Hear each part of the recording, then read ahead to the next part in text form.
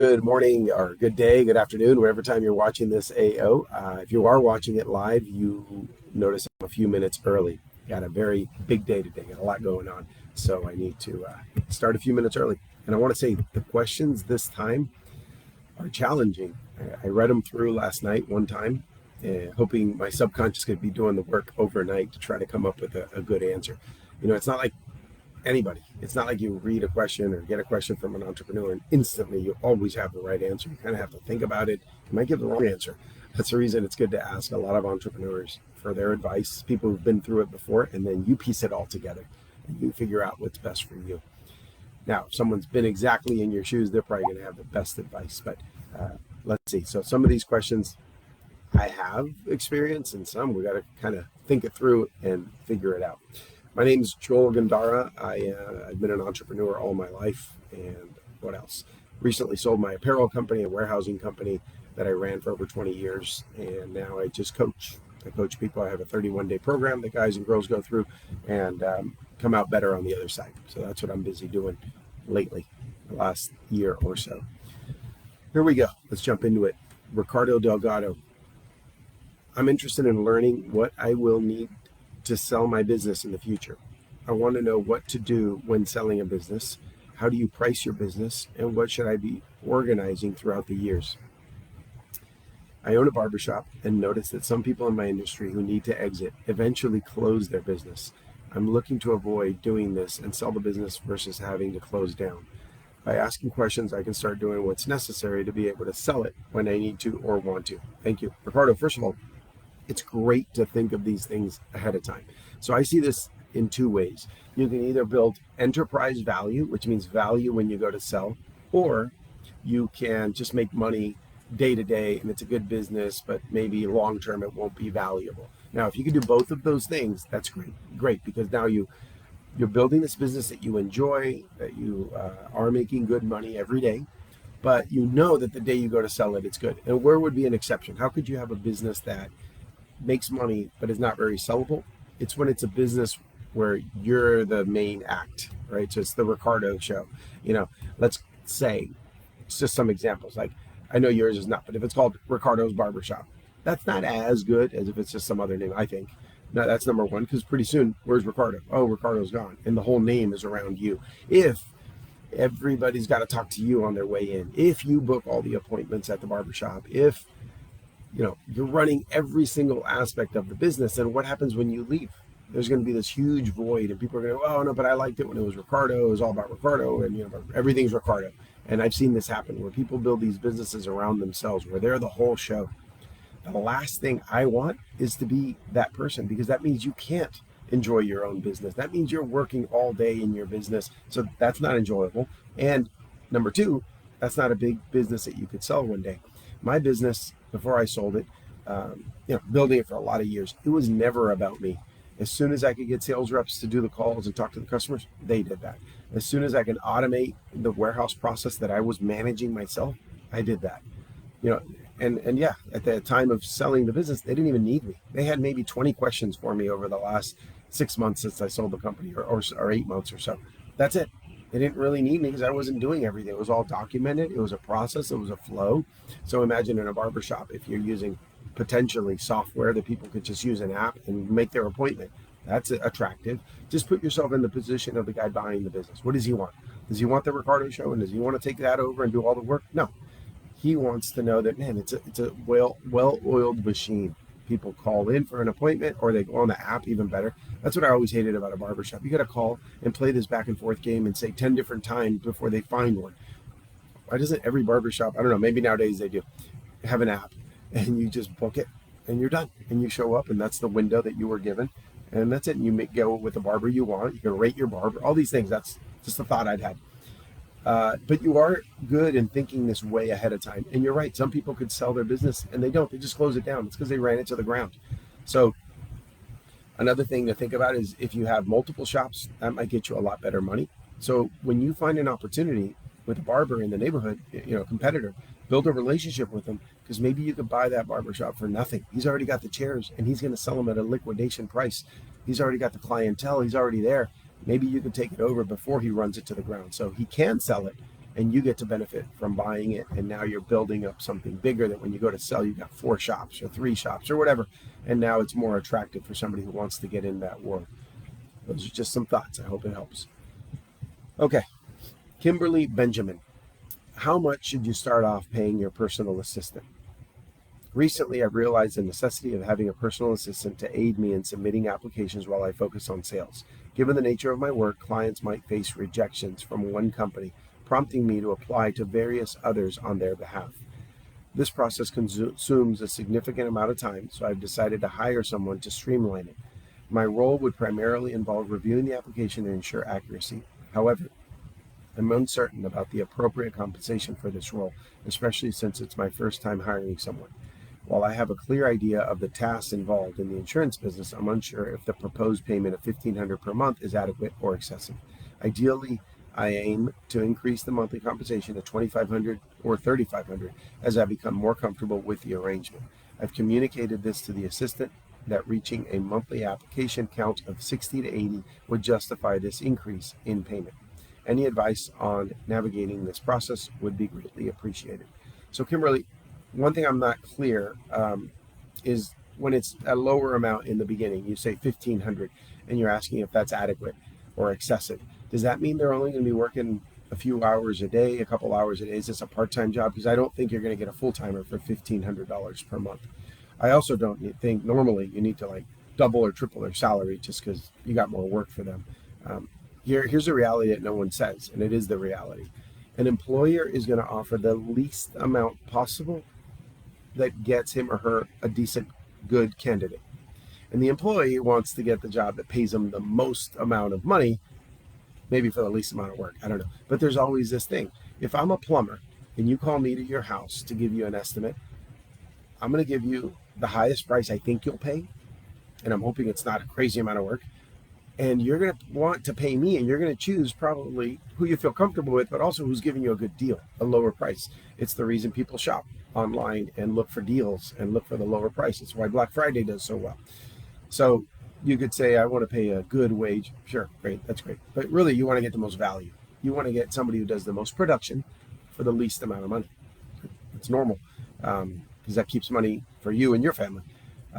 The other thing is I would consider is looking overseas. If this is a job that can be done online and these applications are electronic or you can scan them or whatever, you can get an amazing assistant in a lot of places. Philippines is a very popular place. They speak English. The only problem there is it's on the other side of the world, so the times are different, and that may affect you, maybe not.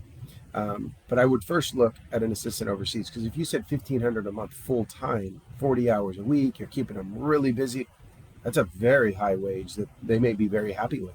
But if you said that in the US, I don't even know. Let's do the math real quick.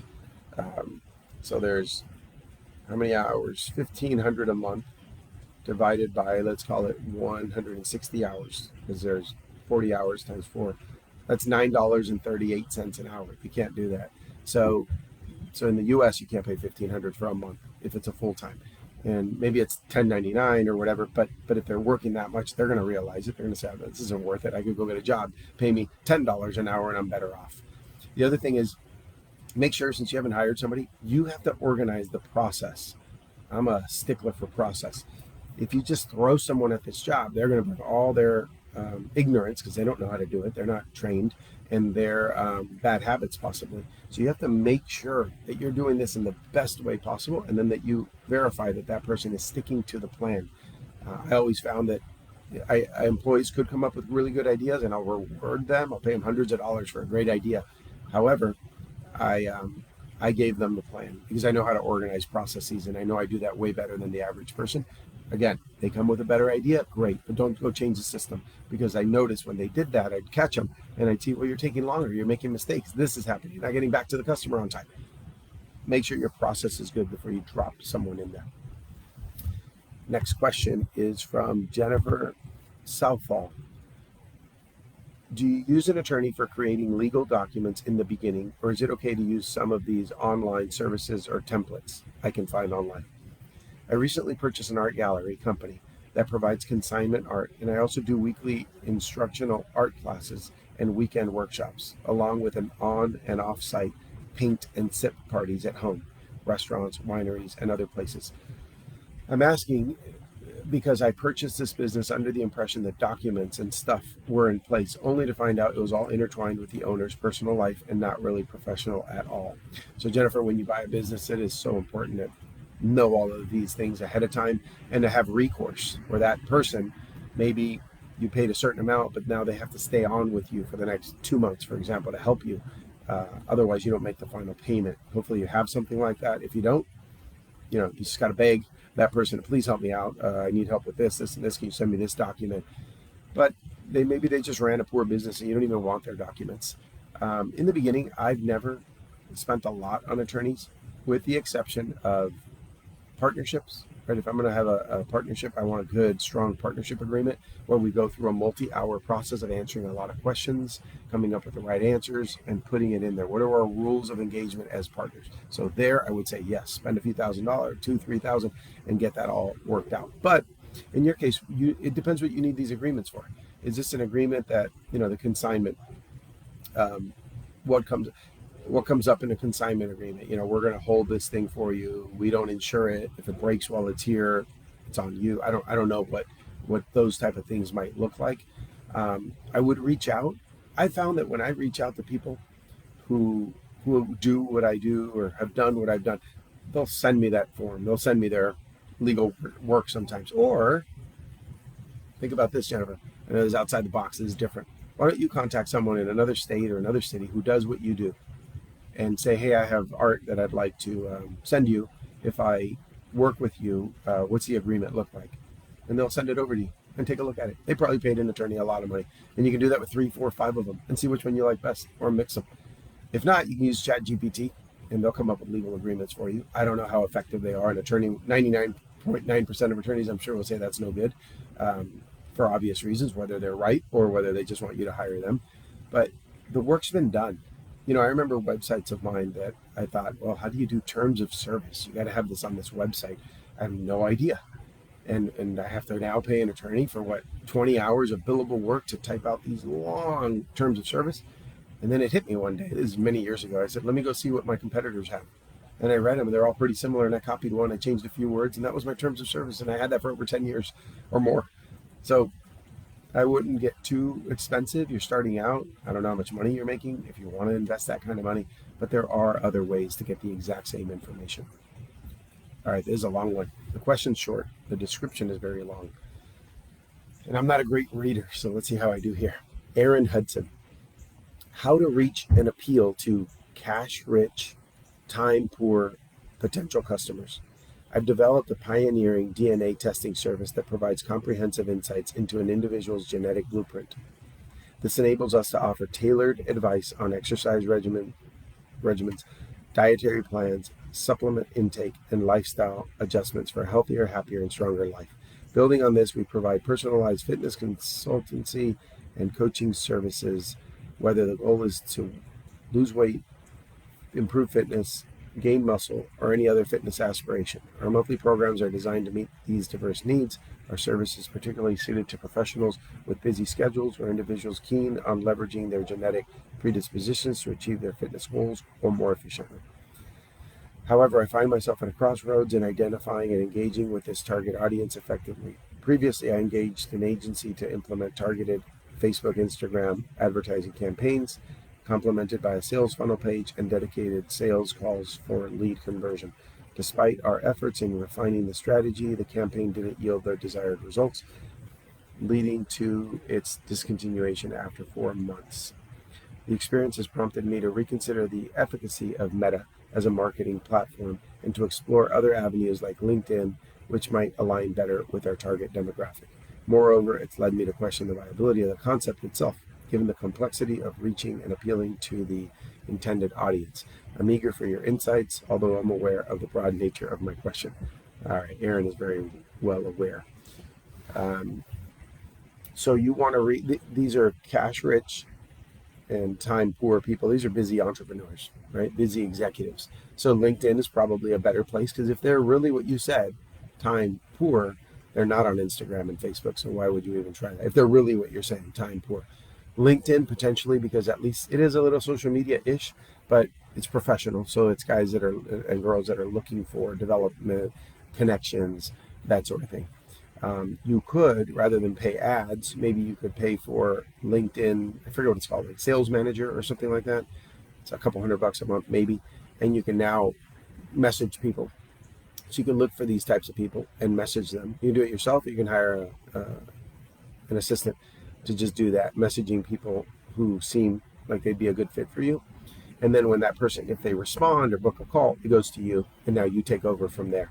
A lot of people do that online. They have someone messaging for them, and then you can craft that talk, or that initial pitch, and change it as you see fit. Like, oh, more people are responding to this one, so there's a way to go about it. Maybe hire a couple of assistants, give them each a script. If you don't want to complicate yourself, this one has this script, this one has this other, and test them, see who gets getting better results. It's not like that person works better. They're just copying and pasting and sending it out there. There's also AI for that if you want to invest in it. There's AI that could look at that person and say something about their profile and have your message but tweaked to them so it looks really personal. I could connect you with somebody who I think does that exact same thing. And then the last one is, it's led you to question the viability of the concept. I don't know. I've done some testing, like obviously like Ancestry and 23andMe, Viome, where you send a sample and it tells you what not to eat. So I know yours sounds like it's way more complex and maybe more value there, but I'm sure it's expensive. I have a lot of friends who've spent $10,000, $20,000 on doing genetic testing and all kinds of different things like that.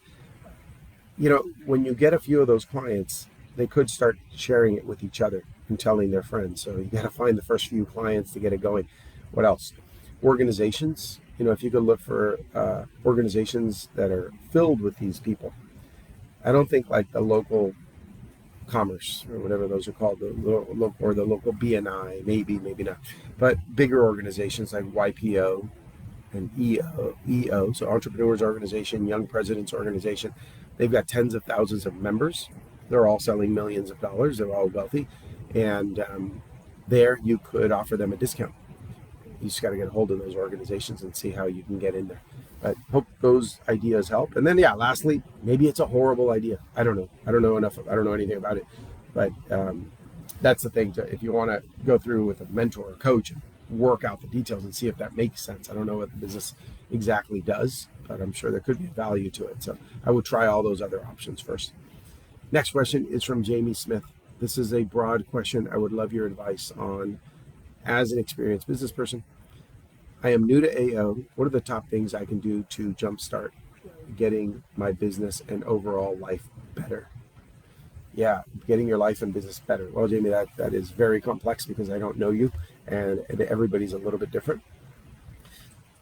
I'm a baker, it says, and licensed massage therapist, so I love both and want to build them. I'm currently pregnant and due in May, so I'm kind of feeling in limbo right now, but I'm ready to change my life and future to what I want it to be.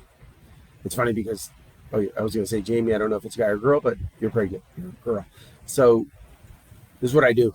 I coach people to become better and improve their life and business, but this isn't about me selling anything. Let's see. You're pregnant and you're going to be due in May. I would find ways to not stress out. That's your most important thing right now, is to be a mother and to have a healthy baby and give it the best chances. My wife and I have 4 kids, and that is our number one responsibility, to make sure they're good. So hopefully, we're doing this on March 29th, and you're due in May. You're due in about a month and a half, probably less than 2 months. I think that should be your main focus. But as far as becoming a better person and living a better life, and having a better business, those all go hand in hand. It helps to have money because then you get to make better choices and you get better opportunities. Look, I would do the very simple things. There's nothing to reinvent here. I'm not going to give you a magic pill or a magic solution. It's eat healthy. Don't be on a screen too often. Have conversations. Really don't watch television. Definitely don't watch the news. That will destroy you. Do everything as natural as you can. Drink a lot of water. Put electrolytes in your water without sugar or taste. That means electrolyte powder that has like potassium, sodium, magnesium. And you're wondering, this is a business mentor. Why is he telling me all these things? These are all the things that have helped me have an extraordinary life. I take supplements, natural things. I eat very healthy. I don't drink soda. I don't drink alcohol. I've never tried a drug in my life. And I'm very, very, very healthy at my age. So those are things that you just start taking care of yourself. And oh, by the way, I like sharing this because it occurred to me the other day, and I said it to someone, and I myself said, "No, that's pretty good. Let me share that more often." When I tell people that I don't watch the news and I don't know what's going on around the world, they always ask me, well, "How do you know what's happening? How do you know what?" First of all, I can't do anything about somebody who lives on the other side of the world. They're in a war. There's nothing I can do. I can't go get my weapons and go fight for them. I can't do anything. But you know who I can do things for? Everybody in my community, everybody who's around me, my neighbors, my coaching clients, my friends, people in AO that I get to mentor here. I can do things about them, so I worry about their life. So, Jamie, I'm worrying about you. You're pregnant, and I'm saying the things that I think would make you have a better pregnancy and a better life. I'm worried about you. That's what I know is going on. I know that Jamie Smith is in AO. She's pregnant. She's due in May, and I care about that. I don't care what's happening on the other side of the world. If everyone did that in their own neighborhood, we'd be better off. I know how my neighbors are doing. I talk to them. I know how my friends are doing. I go out to dinner with them. I call them. So I think that's more important, to just focus on the things that really matter. And then, yeah, Jamie, if I heard like one more sentence in reply to what I just said, I would be able to suggest like 20 more things, but I don't know enough about you for that. I hope that helps, and I hope everything goes great with the baby due in May. Kimberly Benjamin is back with another question. How much time should I spend training my new personal assistant? I hired her a week ago, and I'm excited to get back to work to cover her salary comfortably. But she's struggling with some tasks, like filling out contracts properly. I spent the past week going over everything with her, but I want to know how to make it easier for her to understand. It seems simple to me, but I want to avoid spending too much time training her if I can't focus on making money. Any advice on how to help her learn faster? Kimberly, people have it or they don't. And what I mean by that, it's not that she could have understand it all the first day, but people have that spark. And you know what I'm talking about. Some people just have it. You like show them stuff over a week, and man, they got it all down. They really care. It's not even about being intelligent. And that intelligence probably helps a little. Memory helps. But having that desire to just like, I want to crush this. If you give me a job, if I had to go sweep floors for a living, I promise you no one will sweep floors better than me. I have it. I'm going to do that for you. And then pretty soon, hopefully in a year, you promote me to the supervisor of sweeping floors, right? And you move up. But some people are just stuck at the bottom, and that's where they're just stuck. The thing is, see, society takes care of people nowadays. 10,000 years ago, that didn't happen. So who survived? The strongest, the toughest, the smartest, the most clever, right? The one who could figure out how to catch that woolly mammoth and eat it. And who died? The dumb ones who just couldn't figure it out. They couldn't throw a spear, or they couldn't figure out how to make a spear. And you showed them 10,000 times how to make a spear, and you're giving them food for a couple of years. But now you go, dude, you got to go catch your own food. And they died. But nowadays, we have a lot of people on this earth who don't know how to work, who don't know how to think, because it's all done for them. They sit in front of a television, and all the answers are given to them. Bad answers, but everything. A television sitcom. I learned this when I was a little kid in school, and I remember thinking, that's bad. A television sitcom is 30 minutes, but after commercials, it's 22 minutes. They present a problem, they present potential solutions. At the end, it's all done. You didn't even have to think. You just sat there like a vegetable. So I think our society has developed a lot of people like that. So why am I saying all that? Because you probably got to fire them. If you've given them everything you got and you don't know how else to train them. Now, you can make videos. I think Loom videos online are great, or just hold your phone up and, okay, I'm going to show you today and put it on a tripod. I'm going to show you how to fill out this form. Here it is. Next time you have to fill out that form, assistant, go look at the video. The other one is, if you don't want to keep wasting time and money, then you say, I'm paying you based on how many of these you do perfectly. You have to fill out this form. If it's not perfectly filled out, and I've given you the guide, here it is, and I've given you the video, and I've told you, if you can't do that, I have to let you go. And I'll pay you X amount per form. So now you only want to do one form a day? Good. You get $20. You do 10 forms a day, I'll give you $200. That's one way to approach it. In my previous comment to your other question, which was about hiring an assistant, but now this question, you already hired him or her. I mentioned finding someone in another country. If you're limiting yourself to your neighborhood, you're limiting it to this many good people. Let's say there's, 1,000 people around you, and there's like 100 that are smart and good and a good fit. Well, if you look at the whole world and there's 8 billion, if you just use that same percentage, what does that come out to? Like 80 million or 800 million? I don't know the number. So I would look at that as opening up your world so that you can get more potential candidates. And again, the money goes a long way in a less expensive country. All right. Next question. Oh, we're really getting an evolution here. This one's from Kimberly Benjamin also. And it says, how do I handle a team member not following processes I create for them? So we've really saw an evolution here. Kimberly asked about hiring someone, what she should pay them, what's going on. It's taking too long to train them. And now this final question is, how do I handle a team member not following processes I create for them? And I think I actually answered that earlier, but let's see. I've recently hired my first assistant and observed that she's most productive when I'm present. However, when I'm not around, she doesn't follow simple instructions like texting me upon completing tasks from the to-do list. Be a good boss. I want to be a good boss, but I also want things done the way I want. What do I do when she won't follow processes? Kimberly, you said something that I just don't get there. You said you want to be a good boss, but you also want things done the right way. A good boss does have things done the right way. A good boss is not the one that says, okay, do it your way. You're leading that person to failure. You're going to have to fire them. So make sure they're doing things the right way. As far as texting you when a task is completed, you could put automation in there. You could use software like Trello and all these type of software where something's done, they have to click it that it's done. It now moves it over to you because it is kind of antiquated to text you every time I do something. Why not just me hit submit and it goes in your inbox and it goes in your workflow and it moves it over here? You could automate things like that if you really want to grow. And if you think that you're going to grow this into where eventually it's going to be a lot of people and you can't do it manually like that. But having said that, yes, the instruction is to text me. You did not text me. I would stop, have a conversation with that person. Are you clear that you need to text me when you finish a form? Yes. Did you finish this form? Yes. How come you didn't text me? And just stay quiet and let them talk.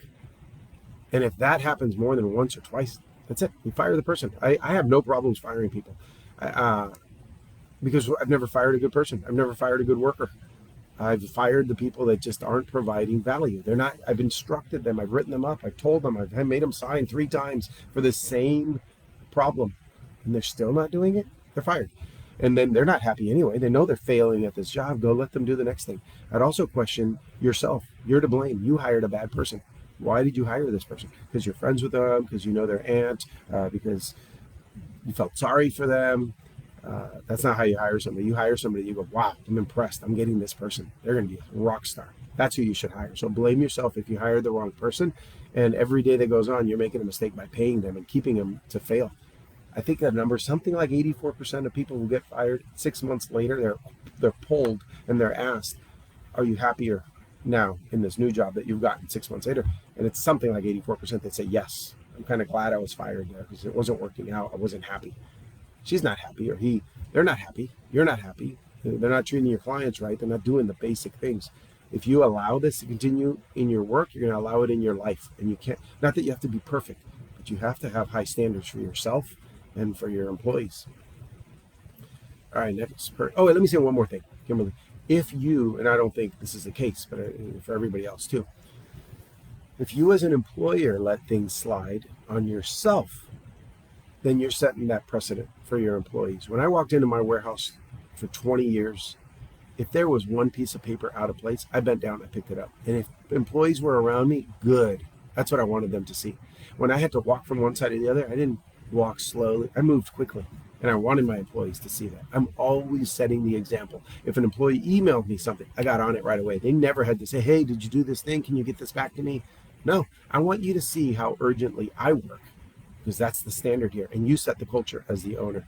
It's the same reason I never hired a single person who was out of shape, ever. I had no out of shape people working for me.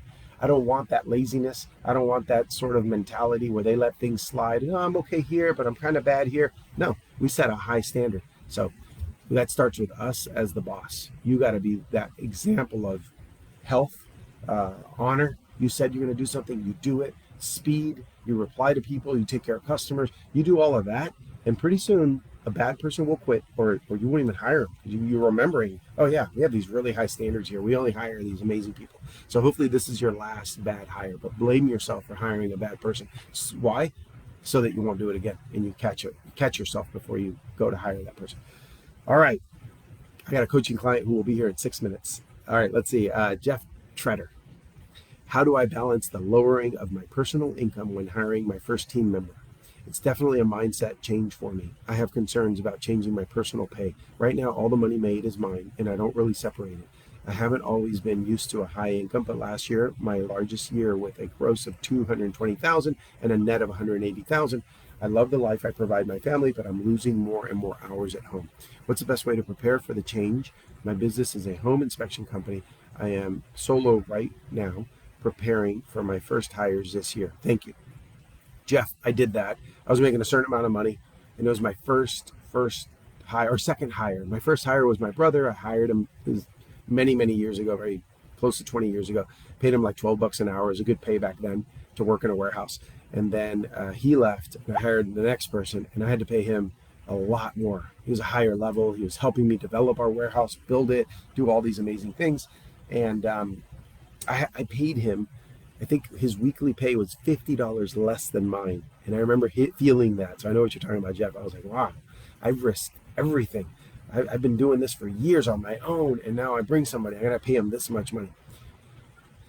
I'm glad I did it, though. He ended up being later not so great. He was always showing up to work drunk. Well, not always. He did it once. He showed up to work drunk, and that explained a lot of things, and I fired him that day.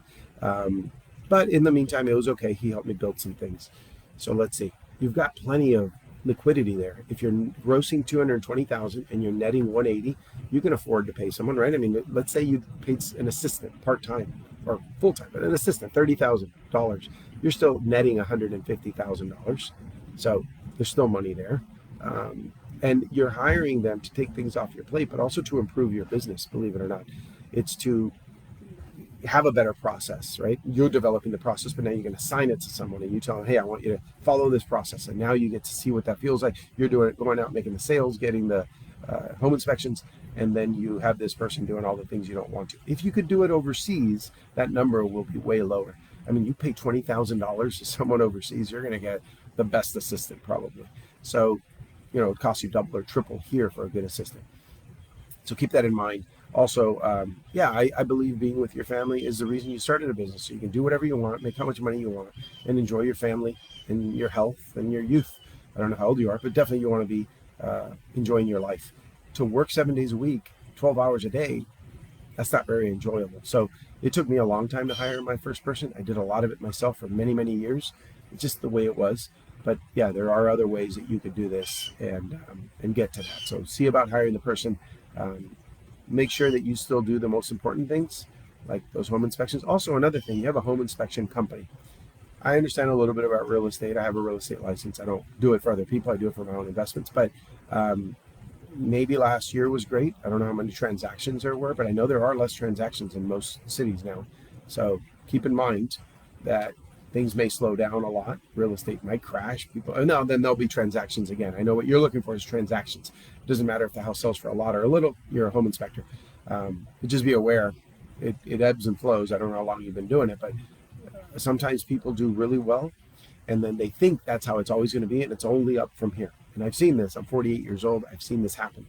They have a great year, but you look back and you go, well, it's a great year because of these macroeconomic forces that change things for you.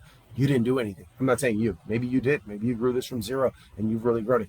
But just be smart about you're in a volatile economy, but specifically your trade or home inspections, because it's tied to real estate. So just think it through. And obviously, you can hire someone and then you have to let them go. You let them go. That's what you got to do. But don't overbuild too much in anticipation of this continuing forever. All right. Jeff, that was the last question on here. I hope some of these questions, if they didn't answer everything for you, I hope my answers at least got you thinking in a different way, or maybe you are thinking that way and I just helped you keep going in that path. Or I just gave bad advice. Who knows? I hope some of that helped somebody. All right, everybody, have a great day.